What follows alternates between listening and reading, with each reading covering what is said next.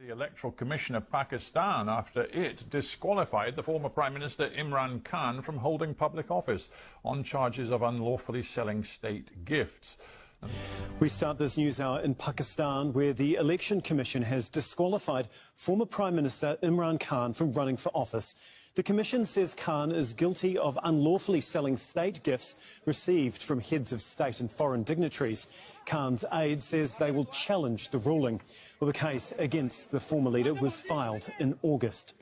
Where the Election Commission of Pakistan has now disqualified former Prime Minister Imran Khan from the National Assembly. Now, the PTI chief was found guilty of submitting a false affidavit relating to the declaration of the Tosha Khana gifts. Now, the Election Commission delivered a unanimous verdict and has also initiated criminal proceedings against Imran Khan.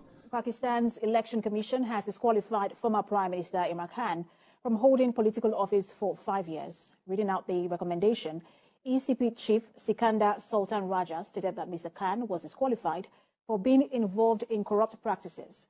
The Commission says its decision was based on the grounds that Mr. Khan had made false statements regarding the declaration of the sale of gifts sent to him by the leaders of Saudi Arabia and Dubai while in office, an offence that is illegal under the country's constitution.